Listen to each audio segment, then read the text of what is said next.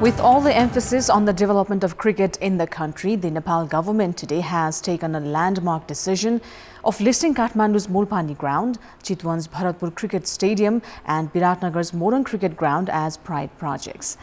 Understandably, the government decision is in view of the rising cricket craze in the country, which is triggered by an outstanding performance by Nepali cricketers in the international tournaments that has brought them accolades from the noted cricket commentators in recent time. Good evening, I'm Sarah Sapsanama. Let's begin with the top stories of the hour. The government to include cricket grounds in Mulpani, Bharatpur and Biratnagar in the National Pride projects to implement the recommendations of experts in the construction of Nijgarh Airport. Madhya Pradesh province government submits Prime Minister Pushpa Kamal Dahal a 6-point demand, gives a 30-day ultimatum for the formation of Civil and Police Adjustment Act. Israel says it has taken over a Hamas stronghold in northern Gaza after a 10-hour battle, calls its strikes in Hamas targets as per international law. And Sri Lanka to end their World Cup 2023 campaign most likely on a disappointing note. New Zealand bowled out Sri Lanka for 171 runs. The government has decided to list the under-construction cricket grounds in Kathmandu's Mulpani, Chitwan's Bharatpur and Morang's Biratnagar as national pride projects. The decision was taken by the meeting of Council of Ministers held earlier today. According to government spokesperson and Minister for Communications and Information Technology, Rekha Sharma, the government had prioritized the construction of the cricket stadiums, considering the potential of Nepali cricket. The cabinet meeting today also decided to direct 5 rupees out of the tax imposed on every litre of petrol towards the Buri Gandaki hydropower project. The government had been collecting taxes on fuel since 2015, saying it will go to the project. Likewise, the cabinet has also directed the Ministry of Culture, Tourism and Civil Aviation to implement the recommendations made by the experts group formed to study the Karnali Chisapani hydropower project and the Nijgarh International Airport project. The Council of Ministers also decided to establish a Nepalese embassy in Portugal and appoint Shanil Nepal as the Nepali ambassador to Portugal. The Prime Minister and Ministers have also decided to direct 1 month of their salaries to the victims of the Jajarkot earthquake. 153 people had lost their lives in Jajarkot and Rukum West in the earthquake that struck Ramidad of Jajarkot last Friday. Authorities have estimated loss of property over 2.5 billion rupees in the devastation caused by the Jajarkot earthquake. The agitated Madhya Pradesh province government has submitted a 6-point memorandum to the centre, demanding that the provincial government's authority was not in line with the constitution. Chief Minister of Madhya Pradesh province Saroj Kumar Yadav had submitted the memorandum to the office of the Prime Minister and Council of Ministers today. Chief Minister Yadav, who had reached Singha Darbar with ministers and provincial assembly members, has urged the centre to facilitate the integration and management of police personnel based on existing laws and to bring chief district officers under the provincial governments. Likewise, the Madhya Pradesh province government has urged the federal government to table and endorse a bill to bring secretaries mobilized at provinces from the centre under the provincial government, along with administrative officers deployed at local levels. The provincial government has also demanded it be allowed to use government and public lands for public services and provide the right to manage Guti, among others. Madhya Pradesh Province Chief Minister Yadav has given a 30-day ultimatum to the federal government to address their demands and warned of peaceful protest otherwise. Receiving the memorandum, Prime Minister Pushpa Kamal Dahal assured that he will take necessary initiatives to address the issues raised.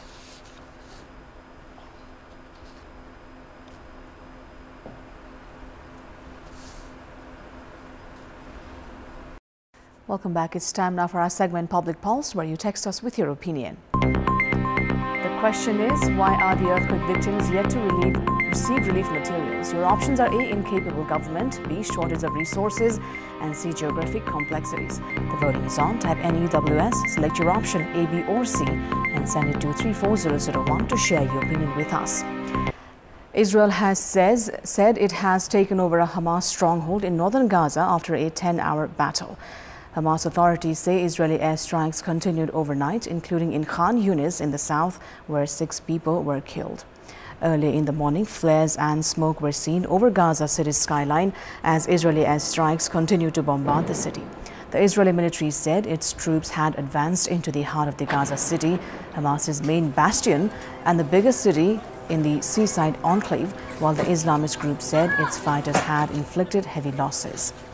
Hamas's armed wing yesterday released a video that appeared to show intense street battles alongside bombed-out buildings in Gaza City. Israeli tanks have met heavy resistance from Hamas fighters using underground tunnels to stage ambuses, according to sources with Iran-backed Hamas and the separate Islamic Jihad militant group.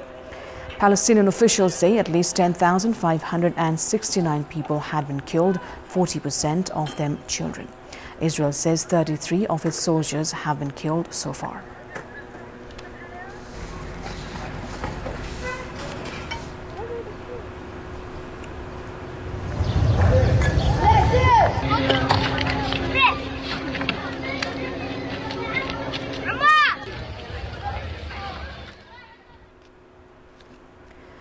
Romania's foreign ministry has said that more than 90 Romanian citizens and members of their families arrived at Bucharest's international airport after leaving Gaza via Egypt. Romania's government chartered a plane to bring the evacuees to Bucharest and also used a plane belonging to the country's air force. Romania's foreign minister, Luminița Odobescu, said 260 Romanian citizens had requested help to leave Gaza, which is the scene of intense fighting between Israel and Hamas militants. The foreign ministry also said in a press release 36 Moldovan citizens were on board the evacuation flights.